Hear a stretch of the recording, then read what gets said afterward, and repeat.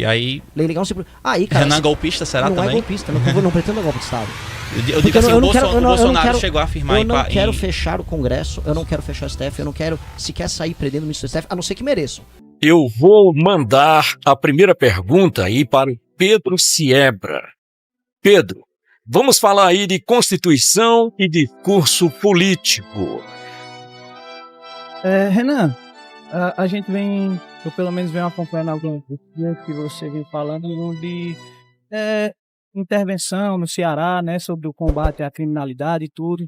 Então, eu queria saber como é que, porque em um dos seus últimos vídeos você chegou a falar publicamente e categoricamente que iria prender o governador Freitas, né? Gostaria de saber como é que você faria isso sem ferir a Constituição, levando em consideração que ele não tem poder para prender o governador. Pode responder já? Sim, você tem 2 minutos. Tá, pera, só de maneira bem clara, o que nós vamos fazer nos estados. Os estados não estiverem cumprindo o seu dever constitucional básico, que é garantir os direitos humanos das pessoas que lá moram, eles terão uma intervenção. Os governadores que não estiverem trabalhando de maneira efetiva para garantir a segurança da população, eles serão alvo dessa intervenção. O governo federal dispõe de medidas, como por exemplo o Estado de Defesa, que, dado que o Estado brasileiro está correndo risco, ele, com esse instrumento constitucional, ele pode atuar em determinadas áreas. Se este agente político, por exemplo, um governador, não está em conformidade com os preceitos constitucionais da atuação de um governador, como, por exemplo, garantir a lei e a ordem no seu Estado, como é o que acontece aqui no Ceará, ele tem que se afastar. Se, nas investigações que vão ocorrer sobre a atuação de cada mestrado, que esses governadores têm proximidade com o crime organizado, ou leniência com o crime organizado, eles estão colaborando com o crime organizado. E aí eles podem vir presos. E sim, eu considero de maneira clara que muitos governadores são lenientes e não cumprem seu papel constitucional com a população do seu estado. O Eumano está permitindo que seja das cidades fantasmas aqui no estado do Ceará. Eu visitei uma cidade fantasma. A atuação foi leniente. A polícia fez escolta para que a população saísse daquela cidade. Isso não é aceitável, isso não é normal. E do ponto de vista aí constitucional das intervenções, que eu quero fazer intervenções só baseadas nas questões, por exemplo, de, calamidade, como já prevê. Tem o artigo 34, 35 e 36 da Constituição, a entrada de intervenções em municípios e estados. Tem que ser previstas intervenções no caso de abandono das garantias de segurança. E para alterar a Constituição, existe uma PEC, que é um projeto de emenda à Constituição. E aí um presidente da República pode sair. Muito bem. Agora nós vamos direcionar a pergunta agora. Aliás, nós vamos pedir para o Laudir Mota fazer a pergunta. E está referida à segurança pública e Estado de Direito. Laudir Mota. Não, depois... Bem, Renan, é um dos principais modos, digamos assim, dessa sua pré-campanha. É um lema, um slogan que é o Prendeu, Matou. O Arthur está, inclusive, usando. Em entrevistas recentes, você já comunicou que, na verdade, isso seria uma forma de sintetizar a sua ideia de combate a facções, que é a ideia do direito penal do inimigo. O que eu gostaria de ouvir, objetivamente, de você é, dentro dessa gama da teoria do direito penal do inimigo, o que especificamente pretende trazer do ordenamento brasileiro para combater as facções. Uma coisa que é clara, tem uma visão minha, ele já foi implementado. Por exemplo, quando eu ouvi em 2013 que as ministras lançaram uma série de leis que ajudaram as investigações. A desenhada é um instituto que pertence ao espírito do direito ao inimigo. Então, o direito brasileiro é capaz de receber dentro de si elementos da teoria do Günther Jacobs, que é o direito penal do inimigo. E ele passa pela seguinte presunção: a ideia de que pessoas que não reconhecem o Estado de Direito, não se reconhecem como parte do Estado de Direito, que cometem crimes de maneira recorrente, sem aceitar a autoridade do Estado, elas passam a ter o seu próprio direito de defesa mitigado, e o Estado passa a ter medidas que são rápidas, que é o que eles chamam de direito penal de terceira velocidade, para que ele possa, rápidas e duras, para que ele possa chegar até aquela pessoa e, com base nisso, ser efetivo em evitar o crime ou garantir a autoridade do Estado Democrático de Direito. Já passou, assim, para ser bem claro, o governo atual mandou um projeto de lei que é direito penal do inimigo puro, que é a lei que configura as facções como grupos terroristas, retirando certas prerrogativas do faccionado de defesa dele, aumentando muito as penas e tornando o Estado mais rápido e efetivo em atingir isso.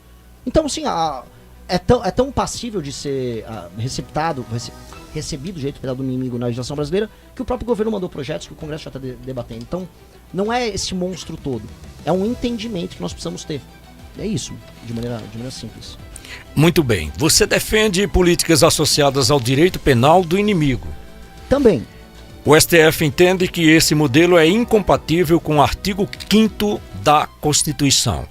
Como implementar essa proposta sem rasgar a Constituição? Eu não acho que é uma... Eu acho que assim, às vezes o STF interpreta muita coisa de muita coisa. E nós temos um problema no Brasil que é a Constituição nossa, ela é tão abrangente que ela coloca todos os temas dentro do guarda-chuva dela. Por colocar todos os temas dentro do guarda-chuva dela, o STF pode interferir em todos os temas. Recentemente o STF estava interferindo na questão de moradores de rua. Ah não, você não pode retirar um morador de rua da rua, você vai ter que deixar o cara morando lá, depois ver o que acontece. Isso aconteceu em São Paulo, deu uma briga inclusive entre o prefeito de São Paulo e o Alexandre de Moraes, que monocraticamente estava decidindo esse tema. Minha visão clara sobre isso. O direito penal do inimigo, muitos elementos dele, podem ser recebidos na legislação brasileira. Você poderia citar exemplos assim específicos? Um exemplo da delação premiada. Era um elemento de direito econômico que já foi recebido. Mas já foi recebido. Mas a mais, que você fala disso constantemente nas suas lives como um projeto de país. Aí o que a mais você... Eu vou dar um vê exemplo. em relação a A isso? polícia poder, na casa em que está um faccionado, a polícia poder entrar em qualquer horário sem mandado. Entendeu? Uma região tomada por faccionado, que você declara um estado de defesa, você atuar naquela região. Isso é um exemplo dentro do estado de defesa, mas o cara, você poder buscá-lo, você poder fazer buscas e apreensões, você fazer quebras de sigilo bancário, sigilo fiscal, tudo muito rápido sobre essas pessoas em lote, com base em investigações que estão rolando em curso. Isso é a ideia do direito penal do inimigo. Você mesmo reconheceu agora, e há de convir, que o STF ele tem um entendimento, principalmente esse STF hipertrofiado, Sim. Que a chance de barrar a eventual aplicação dessas teorias é muito grande. Sim. O próprio governo Bolsonaro sofreu muito com isso. O que é que Renan, presidente, faria para contornar esse ativismo do STF? É não ter, para começar, e vamos provocação aos bolsonaristas, é não ter um filho com... Eu já não tenho um filho, né? Mas não ter um filho encalacrado, como o Flávio, né? Não ter um filho encalacrado que te obriga a sentar para fazer negociações e ceder naquilo que é essencial. Eu sequer penso que o Bolsonaro tinha um plano nessa área. O Bolsonaro nunca teve um plano. O Moro teve um plano, que era o pacote anticrime dele, que é um plano que, se você for um bolsonarista, você fala, bom, esse plano fazia parte do governo Bolsonaro. Ele entrou com o plano. Só que o plano, o próprio governo tirou o pé. E o governo não andou com o plano. Tudo bem, mas qual é o plano de Renan Santos para contornar a questão do STF? De maneira clara, é colocar para votar, passar o projeto tanto na Câmara quanto no Senado, sancionar como presidente da República, iniciar as operações.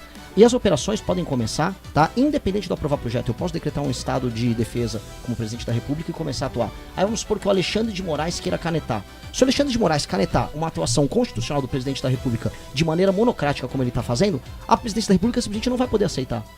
E ele vai colocar a gente num problema institucional. A diferença é que eu não vou ficar xingando ele. Eu vou sentar e vou conversar. O que eu não vou fazer é arregar. Se eu fui eleito numa eleição, veja só, hoje eu tenho 3 a 4% nas pesquisas. Se eu for chegar primeiro a 25%, 30%, vou pro segundo turno.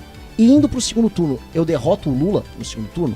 Num cenário desses, eu ganhei a eleição falando sobre esse tema. Ou seja, a população brasileira falou que o tema mais importante dela é fazer esse combate ao crime. Chego ao poder, começo a implementar o programa de governo que existe dentro da legislação brasileira contra o crime organizado. Aí me aparece o ministro da Justiça, o ministro da STF, de maneira monocrática, e mete essa, cara, eu não vou poder arregar. Mas tu percebe que é um pouco complicado você chegar diante dessa situação do Supremo no Brasil e sua solução ser vamos sentar para conversar. Tu não acha um pouco não é sentar jogar para pro subjetivo, não dá objetividade para a não. população compreender como isso vai não, ser na eu estou prática? sendo claro. Lei ilegal não se cumpre. Lei ilegal não se cumpre. E aí, Lei ilegal não se cumpre. Aí, cara, Renan golpista será não também? é golpista, não pretendo dar golpe de Estado. Eu digo assim, o Bolsonaro chegou a afirmar... Eu não quero fechar o Congresso, eu não quero fechar o STF, eu não quero sequer sair prendendo o ministro do STF, a não ser que mereçam. Começar agora a dar aso para discussões bem claras nessa linha. O que o Toffoli, e esse, não sei se chegou a ver o do Alexandre de Moraes hoje, o que ficou claro do envolvimento deles no caso do Banco Master, eu tenho que ser muito cuidadoso, infelizmente, porque eu não disponho desses poderes hoje como presidente da República. O que eles fizeram, eu acho que tá bem claro o que é. É bem claro que é, todo mundo que tá nos ouvindo sabe que é bem claro o que é. E eles não estão hoje numa posição nem moral, nem institucional de sair querendo bancar uma briga dessas. E honestamente eu não acho que eles não vão obstar a atuação do presidente da República nesse sentido. Inclusive porque eu sei, e aí acompanhando a própria política que existe dentro do STF, hoje há uma perda de poder desses ministros. Especialmente o Alexandre de Moraes. Há uma perda de poder. O Alexandre de Moraes, Impeachment é a solução nesse caso, você acha? Se for o caso, sim. Você apoiaria Se for, hoje? apoiaria. Não, nesse caso do Banco Master, o Toffoli eu já vou pedir impeachment agora. Sexta-feira eu tô numa manifestação pedindo impeachment do Toffoli. A gente vai analisar agora o que saiu no Metrópole sobre Alexandre de Moraes, que parece ser o caso também. Então, assim, a gente tá pedindo manifestação na frente do Banco Master falando de impeachment do Dias Toffoli. Acho que o caso do Dias Toffoli já cruzou qualquer linha do aceitável. O caso do Alexandre de Moraes está indo pro mesmo caminho. Então, sim, há uma disputa junto com o STF. Caso o STF se comporte, aí sim, de uma maneira profundamente anti-institucional, tirando do Poder Executivo as prerrogativas dele de garantir lei e ordem no próprio Estado, pô, aí não é aceitável. Aí, cara, é ganhar uma eleição pra presidente sendo um charlatão. Aí é melhor nem sair de casa, cara. Ficar pisando no bar, sujando tênis pra ir mentir lá. Aí eu seria um pamonha.